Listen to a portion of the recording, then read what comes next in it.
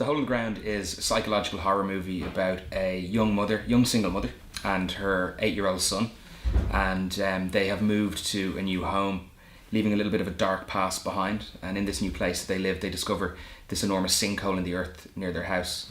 And after that discovery, things start to change in their relationship, and the mother starts to wonder if her son's identity has been altered or changed somehow because of this sinkhole. So it's kind of a psychological mystery, but that also brings in some other more terrifying elements to it as well.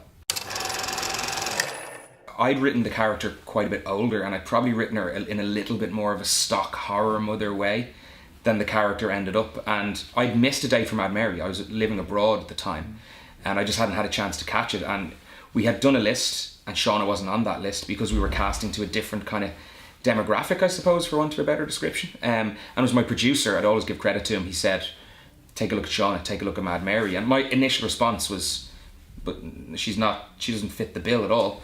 He was like, "Watch it," and I watched it, and I called, like within minutes of finishing the film, I called up and said, like, "Let's have a meeting with Shauna."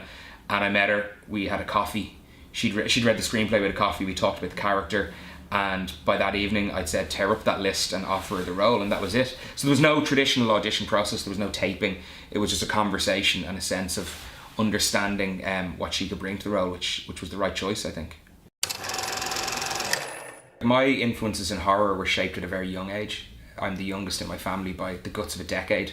So I saw at 8 or 9, when they were all like 15, 16, 17, I saw stuff I shouldn't have seen. And The Shining I saw at 8 years old, and it's had a major impact on me as a filmmaker. And you know, I'm quite proud of my influences and how I will use them and kind of twist and distort them. I think in anything, in music and in film, people are always leaning on their influences, and then it's how you adapt them or use them in certain ways. So yeah, and I'm also, as a child of Spielberg, so I take a lot of lead in terms of that kind of technical filmmaking. What I like about Irish myth and folklore is that you can kind of you can dip in as opposed to necessarily having to fully take a story. I wasn't looking to try and define the changeling myth. I was actually just looking to lean into certain areas of Irish folklore and bring them into a kind of contemporary space and use them as part of the story. And I think that is something that is great about, you know, Irish myth and legend, is that there's lots of versions of stories, and sometimes they're quite poetic. They're not even necessarily a story, it's just an idea or a theme or something like that. So it's nice to be able to do that, but also to modernize it a little too. I think it's fresh, actually, in a lot of ways, and it hasn't been fully defined yet what it can be. So I think it's a really interesting time, because there's filmmakers that I probably grew up on a similar diet of movies that I did, or at least, you know, within the same kind of space, and those influences seem to be feeding their way through now. I think there's a dark heart in Ireland that we can mine in these kind of stories as well.